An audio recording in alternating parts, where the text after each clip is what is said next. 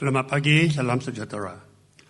Yang berhormat Datuk Amar Haji Awang Tengah, Deputy Chief Minister and Minister of International Trade and Industry and Entrepreneur Development, representing the Honourable Chief Minister. Yang berbahagia Datuk Abang Karim, President of the Sarawak Business Federation, Excellency High Commissioner, Yang Berhormat, Tan Sri, Dato, distinguished guests, ladies and gentlemen.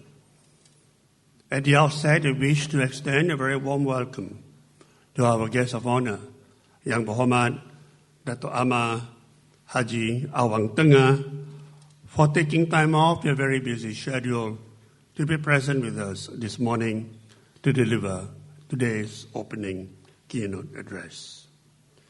I wish to also thank the other two Deputy Chief Ministers, Yang Berhormat Datuk Amar, Datuk Douglas Uga Ambas, and Yang Berhormat Tan Sri James Masing, who will be addressing the summit later in the day. This annual Sarawak Business Summit is organized annually to promote dialogue between the three key sectors: government, business, and civil society. I must also at the outset thank Datuk Abang Karim, the Sarawak Business Federation, and the Sarawak Chamber of Commerce and Industry for your support of today's summit. For those of us who come from outside Sarawak, we are always amazed with the peace, harmony, and unity that you have always enjoyed here in Sarawak. And we hope that these will continue to prevail for a long time to come, so that Sarawak can continue to be a shining example for the rest of the country. This summit, we hope, will be able to present ideas and the sharing of experiences from our many distinguished speakers and moderators coming from both sides of the political divide, as well as from universities, civil society organizations, and the business community. I think what's important is to be able to get people from all walks of life to benefit from the sharing of ideas and different perspectives. We believe that Sarawak is a pivotal state for the BIMP East ASEAN growth area. And with Indonesia announcing the establishment of its new capital in Kalimantan, I believe these will create and open new business opportunities for Sarawak. I further believe that Sarawak can be a regional hub for the BIMP Yaga. Opportunities that can lead to further development of the potential in tourism, in smart manufacturing, in a digital economy, in smart agriculture, as well as in the green economy. And I believe these could perhaps be some of the sectors that can take Sarawak forward into the next 20 years. We also hope that government, business, and civil society can continue to work together to advance and achieve the United Nations Agenda 2030, the 17 Sustainable Development Goals. We in KSI are very passionate, very committed to the SDGs, and we are part of a CSO SDG Alliance that continue to play an important advocacy role to ensure that the SDG agenda remains high with the federal government as well as with businesses. KSI has also highlighted and submitted to the Economic Action Council what we identify as the 4 I's challenges facing the country: inequalities, investment, innovation, and integrity. I believe that these are also key issues for Sarawak as well as other states in the country. The nation also needs to address the 4 E's: education, employment, environment, and ethical leadership. And I do hope that during the course of today's summit, speakers and participants can further deliberate on the 4 I's and 4 E's. Once again, I would like to express my appreciation and gratitude to our guest of honor, Yang Berhormat Datuk Amar, as well as to our many distinguished speakers, our moderators, our corporate partners, and sponsors for your cooperation and support. And thank you to all of you for your participation. Sekian, terima kasih. Selamat pagi, very good morning. Selamat datang, selamat datai. Welcome to Sarawak. Yang berbahagia Tan Sri Datuk Michael Yeo, President Kingsley Strategic Institute for Asia Pacific. Welcome back to Sarawak, Tan Sri. Bahagia Datuk Abang Karim, President of Business Federation Sarawak. He is wearing so many caps. The Honorable Assistant Minister of Tourism, Datuk Sebastian Sting, His Excellencies, distinguished guests, ladies and gentlemen. First of all, I would like to convey the sincere apology from the Right Honourable Chief Minister of Sarawak for not being able to be here today due to his prior commitment. I would also like to take this opportunity to welcome all the participants to the Sarawak Investment and Business Summit 2019. Ladies and gentlemen, as you all know, Sarawak has a huge landmass and abundant natural resources. But our population is very small, 2.8 million only. Therefore, industrialization is the way forward. In the past, Sarawak's economy was dependent on the primary sectors, such as agriculture, forestry, and mining. In 2008, Sarawak began implementing the SCO, Sarawak Corridor of Renewable Energy initiative. Leveraging on our huge hydropower potential. Since then, we have attracted sizable foreign investment and have been among the top 3 most preferred investment destination in Malaysia for the past 6 years. SCO alone has attracted total investments of RM 39.94 billion.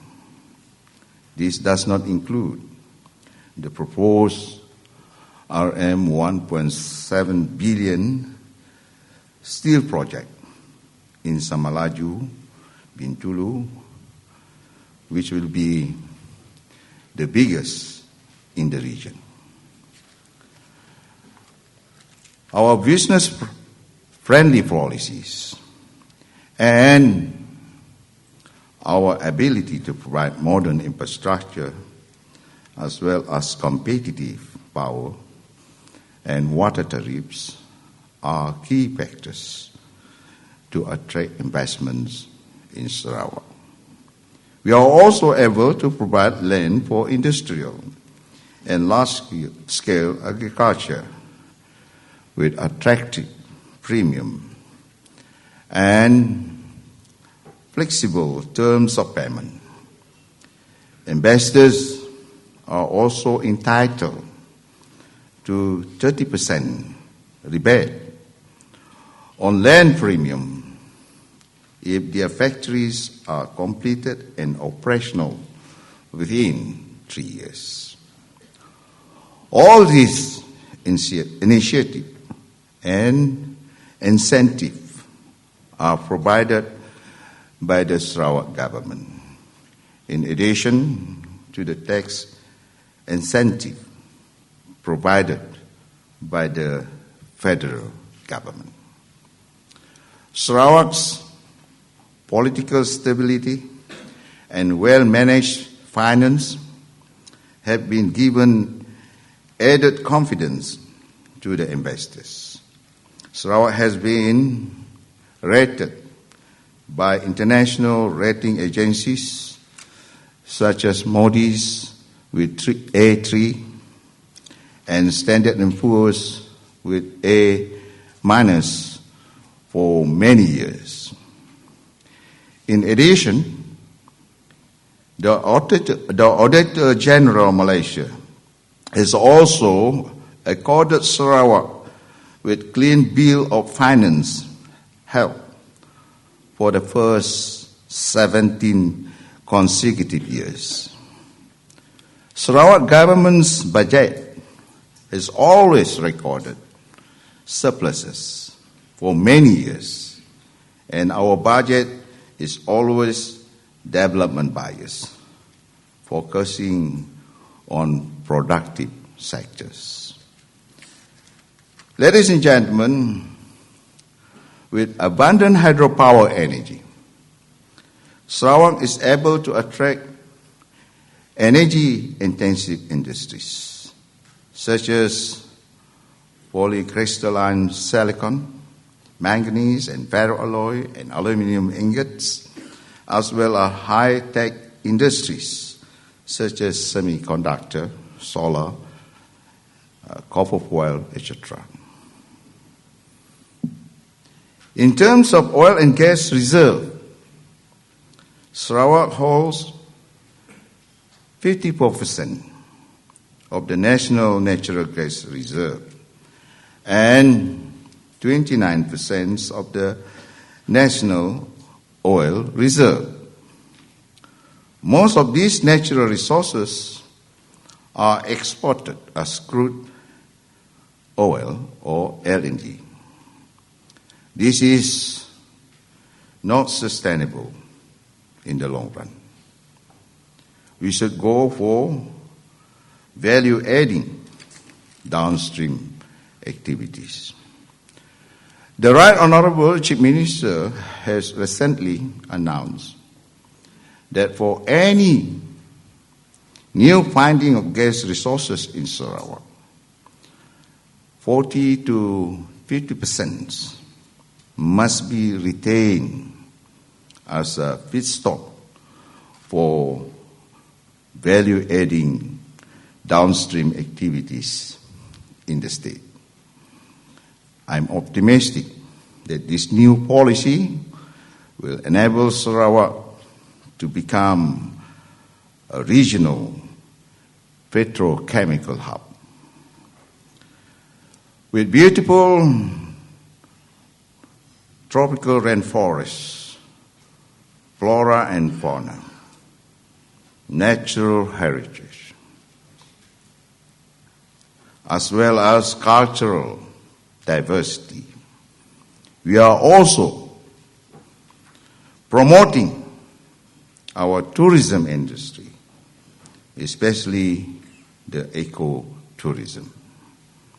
Currently, Sarawak has planted 1.5 million hectares of oil palm, and there is a need for oleochemical industry to be set up in the state. Our emphasis now is to go for modern farming, including livestock and aquaculture, leveraging on new technologies. Sarawak government has now restricted the export of log from natural forests to 20% to encourage more high value adding activities in the timber-based industry, such as furniture, flooring, etc. We are also planting industrial trees to relieve the pressure on our natural forests and to ensure sustainable and renewable supply of raw material for the timber-based industry. To date, we have planted more than 400,000 hectares of industrial trees, and our plan is to establish 1 million hectares of planted forests by the year 2025. Ladies and gentlemen, after the general election, the 14th general election, there is a change of government at the federal level. We are committed to work together with the federal government.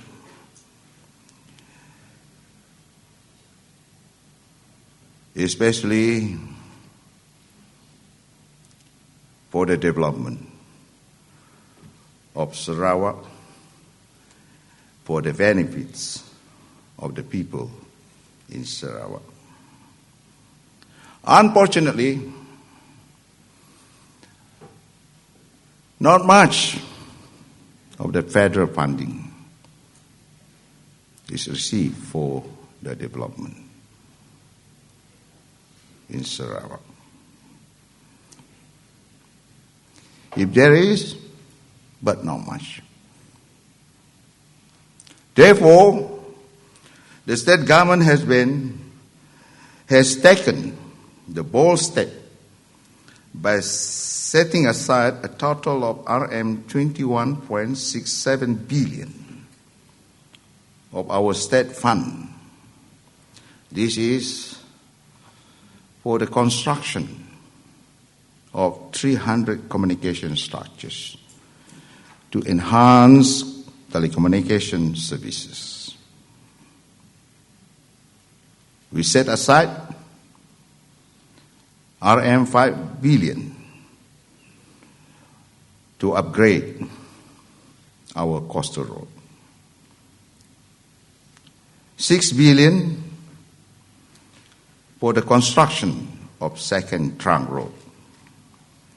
2.8 billion for water supply, which is used to be almost 100% funded by the federal government. But now, the fund for this is not forthcoming. And this is the most important sector.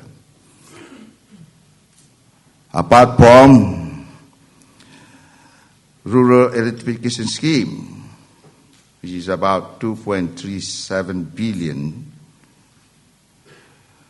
and these are the infrastructure development. you want to go for further development, if you want to accelerate the economic growth, basic infrastructure must be put in place. Talking about land connectivity, air connectivity, and sea connectivity. And most of the investment that we have here is mainly for export. So we need to have port facilities. That is very important. And to accelerate the development, to reduce the development gap between the region in Sarawak, the Right Honourable Chief Minister has decided to form 3 agencies under recorder. That is Upper Rajang Development Agency, Highland Development Agency, and Northern Region Development Agency. Each of these agencies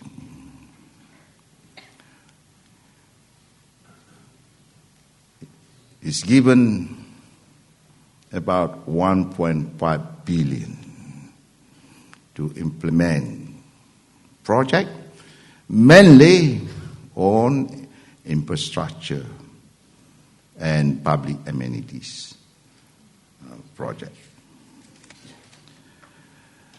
Yes, we have fund from the federal government. That is to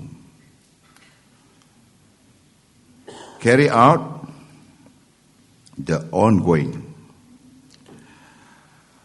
Pan Borneo Highway project. Ladies and gentlemen,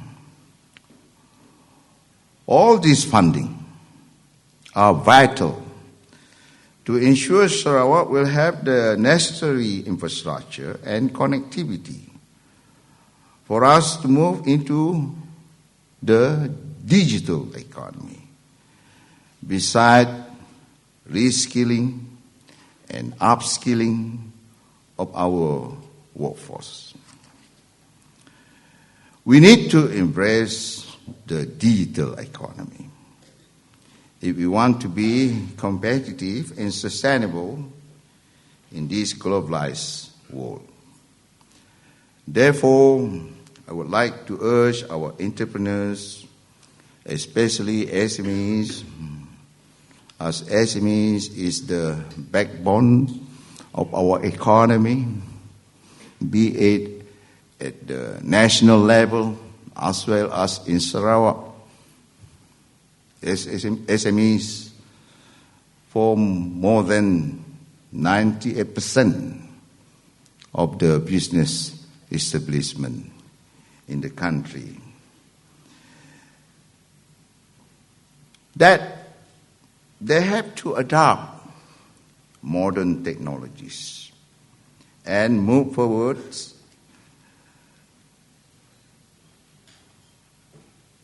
towards Industry 4.0. And they will have to be more creative and innovative.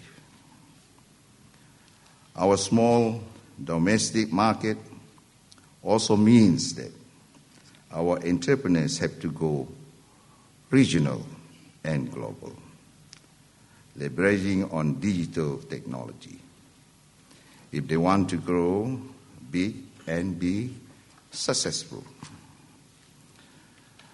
Sarawak welcome investment, both DDI and FDI, especially those employing high tech that will bring mutual benefits while not causing harm to the environment. We want high technology, and we don't want Sarawak to be the dumping ground. And we care for our environment. What we really emphasize is for sustainable development. I hope this forum will come up with many good ideas in order for us to move forward. But the government function is always been to facilitate. It is the private sector that will play a better and greater role in the development of our